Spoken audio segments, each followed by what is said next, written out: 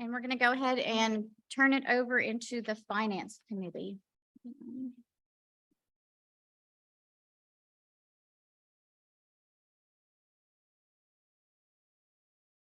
Ready?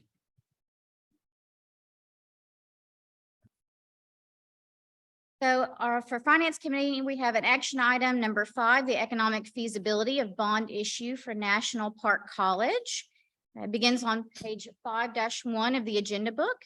Mr. Nick Fuller will provide background information for this item. Good morning. Agenda item number 5 is for a bond issue for National Park College. It's going to be for $6.675 million with a term of up to 30 years at a rate of approximately 6.7%. The item is going to be for educational and general purposes with funding from their millage revenue. Proceeds from the bond issue will be used to construct a new 160 to 180 bed housing facility for students. It will allow National Park to educate more students, increase the number of graduates, as well as positively impact educational attainment levels in Garland County and around the state. Representatives from National Park are here to answer any questions you may have, and the ADHE staff recommends approval of feasibility. Any questions on this agenda item? Here, I do. For years, we've talked about enrollment leaning more and more towards online enrollment. And here we have a major investment in brick and mortar. I was wondering if there's anyone here who could talk a little bit to the rates of enrollment at the institution and maybe a little bit more about the need for 160 to 180 beds.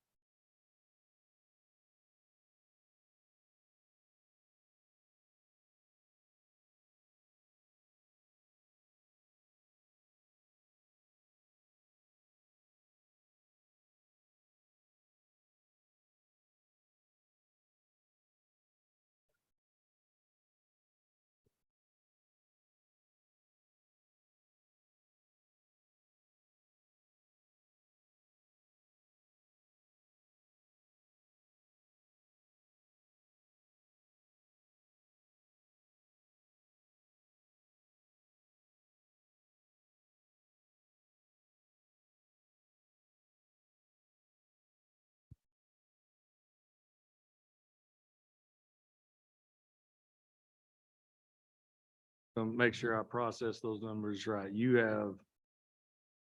I could have turned it on. Way I think I just understood that is that you have overbooked your existing dorm considerably and your wait list was 80 already. It's 80 now. We're not taking any more applications. Last summer, we had 100 on the waiting list after tripling rooms. So we have 160 students now we could house if we opened in the fall. And then my follow-up, if I may, when I look at the financials on this, absolutely within the rules, but very, very, very close on remaining debt service. Anything you would add to what I'm seeing in the financials? You're absolutely on target. What mitigates that for us to some degree is this is all millage funds, so we're not looking at tuition and fee bonds. And this also will generate revenue that we can reinvest. So the board was comfortable with that risk assessment and being under the, being under the threshold also. And then the overall enrollment rate for the school coming out of the pandemic, are you seeing an increase in enrollment coming out? We're in credit students, we're flat in credit hours. So more of our students are younger, more of them are full-time. Full-time students complete at a faster rate. They require student housing. Our workforce group has grown very significantly out of the pandemic, but our credit enrollment has been flat at best. What's your millage rate there, Hot Spring? We have 0.8 mils and that 8 mil? 0.8 mils. And that generates, we expect it to generate about 1.9 million. So our capital is basically funded with our property How's tax. that growing per year? How is it growing, or at what rate is it? Each year, the appraisals and things that take place, or what increase are you seeing in that revenue? So I can tell you that 5 years ago, at the same rate, we generated about 1.5 million, and we expect 1.9 million next year. So that's 450,000 over. I can't do that percentage in my head, but property, it's all a piece of the same puzzle. As housing has become constrained in Garland County with more short-term rentals, students don't have a place to live. That generates an additional need for housing. And also the property values are going up, so property taxes is going up. So it's two sides of it. Are you noticing a 5%, 3%, 6% growth per year? I don't know, I can't calculate the percentage in my head, but it's roughly that. So you saw that 5%. Yeah, okay. Sorry, I should. If I may just clarify, I'm Kelly Embry. I'm the Vice President for Administration and Chief Financial Officer. And to your point, the feasibility at 6.7, that's the absolute maximum. We're actually anticipating around 4.5%. So what we gave y'all was the absolute maximum that we would go up to. And even with the Fed increase this week, we're not anticipating really over 5%. So it'll be much lower, probably about 100,000 or so, but we wanted to give you all the worst case scenario that we could afford. Thank you. That's helpful. That was my major concern, was the interest rate on this. So One other question, in the booklet, you indicate the debt service is expected to average 426,000 annually until 49. And then it's going to increase to 1,650,000. Since what you're saying, then this may or may not be used at all? I'm sorry, I don't. Well, Are you talking about the The annual annual payment, interest? the annual payment is You're looking 426.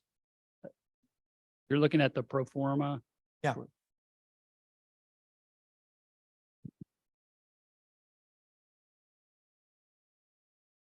Sorry, what was your question again?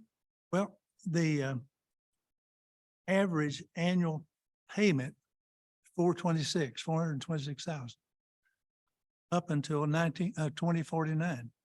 Yes, sir. And then after that, it increases to 1,650,000. Is that an accurate figure and calculation? Well, it's probably a little bit high again, because we gave you worst case scenario debt service based on the 6.7. However, the reason that they did the balloon at the end is because our other 2019 bond issue will drop off by then. So we would just roll that into this payment. Does that make sense? So we have another bond issue that will be gone at that point. So we paid off early. Well, yeah, that'll be the payoff. Yeah, when I calculate that out, if you rent it for the full 30 years, you're going to be over $20 million for $6 million. I didn't understand how that would calculate. Okay, thank you. Thank you. I've got a question. Let me see if I can summarize this. We're 60 overbooked right now in our current facility. We have a waiting list of 80, and this project won't be available for at least another year. Fall of 25, right? Year So plus. that's 2 years away. Right. Certainly see a need. Yeah. And the students want it. I have a question, please. Can you give me, President Hogan, can you give me somewhat of the tenor of your board when this was discussed, the vote of your board? Just help me with that a little bit, please. This is the second facility that we, that we're pursuing. Our board has supported student housing. Our board is very strong and they are in tune with the voice of the students and they want to know what the students are saying. So they're aware that this is a significant investment and meets that need. So we have a 9-0 vote for both projects. That board is elected by the citizens of Garland County. And I think 2019 was our first vote. Our last one was 6 weeks ago or 8 weeks ago. They vet this thoroughly. We've had to have several different proposals for them. So we've got a lot of support from our board. Thank you. If I could, just to follow up, please. And as well, in your pro forma, help me a little bit with what those rates are going to look like or what current rates are and what rates are being projected In terms of rent, in terms of rent. Yes, sir. you do the rent. Yeah. We have a comparison with what the rent rates are in the community as well. We're under those. So that's part of the marketability and sustainability of our housing plan. So just to give you a little bit of background, in Garland County, our median rent currently is over $1,000. And our students pay for the triples, the 6 occupant rooms, they pay $525 a month for 4 occupants. So that means there's 4 bedrooms. So they have a single bedroom and 2 baths. That's $750. And then we do have units that are 2 bedroom, 1 bath, and those are $800 a month. What did your, you've been using this norm for 1 year or 2 years? Actually, we opened it in fall of 2020. So you used it 3 full years? That's correct. What- We're what is- coming into our what is 4th your year. revenue stream looking like over for each year? This, 400 grand. right, yeah, it's been cash positive since fall of 21. So the first year we opened, it was COVID because we had to hold back rooms for, quarantine rooms and things like that. We were not fully subscribed in 2020. But in fall of 21, we were already oversubscribed and started tripling our rooms. And it's been cash flow positive every year except year 1 because of the pandemic. And we're probably on schedule to make for fiscal year 23 around 900,000 net income. So that's after expenses. For the 3-year period then? No, just for. Just for Average for that 3-year period has probably been, like he said, around 400, 450. So, and we do have a pro forma that shows with the additional housing will be probably around 1.5 net income annually. Yeah. So was the option of privatized housing discussed? Yes, actually, back in fall of 21, we did an RFQ and we're going to try to go the P3 route. And it was actually going to be about, in total for the project, about 11 million more than if we do it ourselves. Whenever we built our first housing, we were actually looking at the P3 route. And because we brought it in-house, used our own money and built it ourselves, we saved over 7 million on that project. So it's actually much more economical for our taxpayers if we use our own funding. Thank you. Any other questions? Good questions. Thank you very much. Thank you all.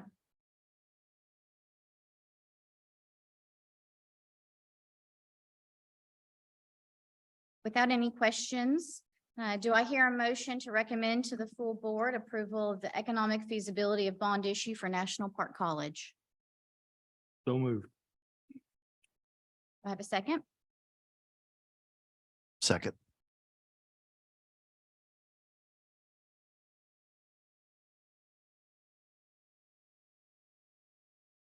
Action item number 6, we are looking at the economic feasibility of a loan issue for Arkansas State University, which begins on page 6-1 of the agenda book.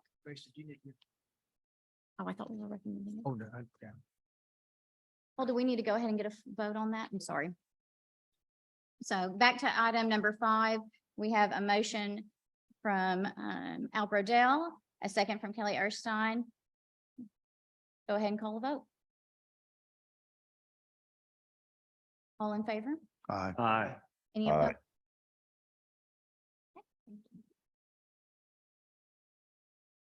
Thank you.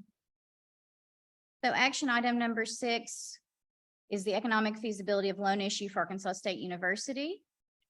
Mr. Fuller will provide background information for this item. Before I start, if a few of you commissioners, if you don't mind, when you bring your microphone a little closer, I think it'll help on everyone else being able to hear you.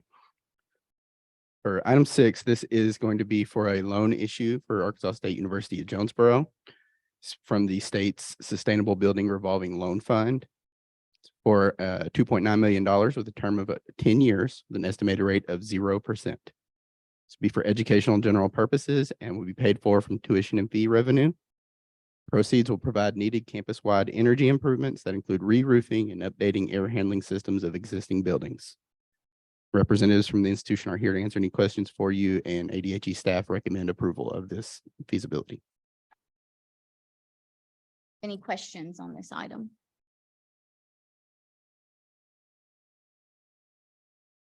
Is there anybody here who can speak to the energy and improvements mentioned?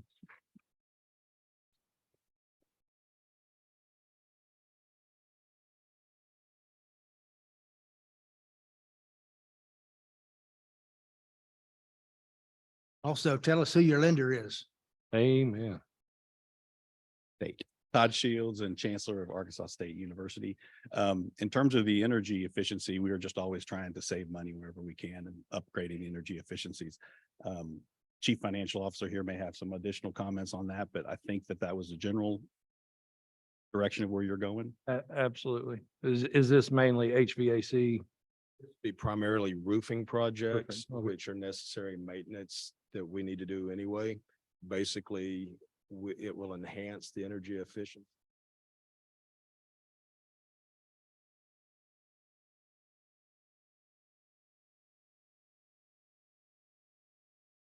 Dr. Carr, I'll add that you asked who the lender was. It's the State Division of Building Authority has the Sustainable Building Fund. So it's the state loaning them the money, how they get the good interest rates. Thank you. Any other questions? Do I hear a motion to recommend to the full board approval of the economic feasibility of a loan issue for Arkansas State University? I would move to accept the recommendation. Do I have a second? Second.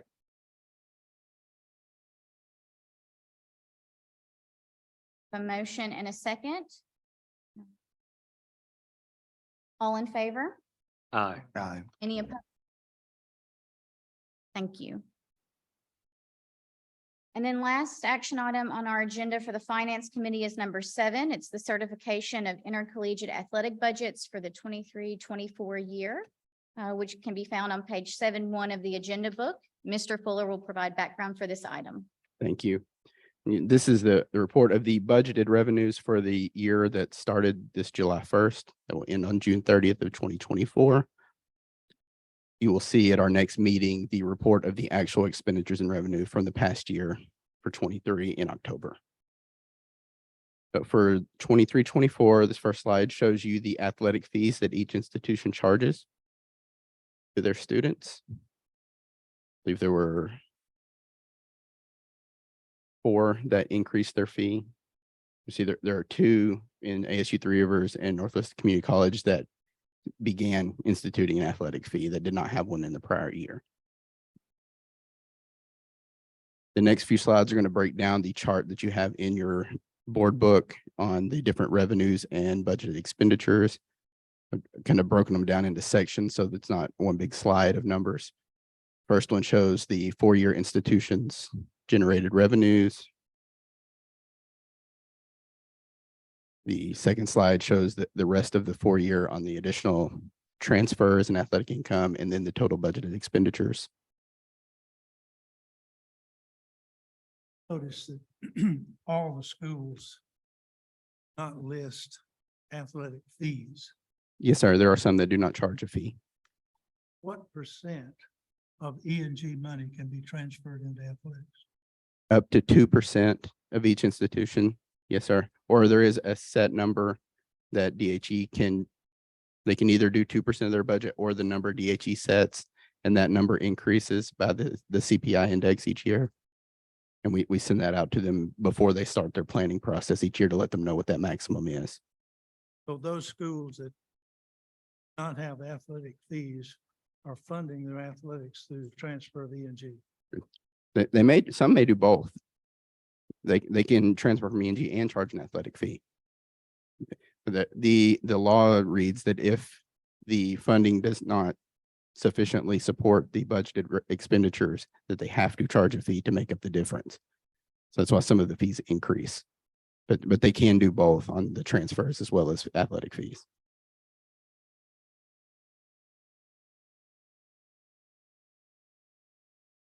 Any other questions?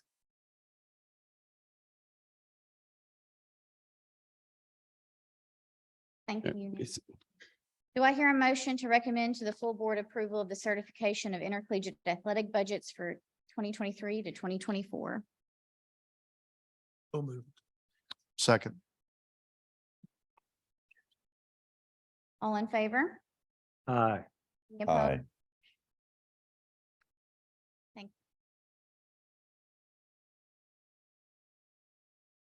Do I hear a motion to adjourn the finance committee? So moved. Second.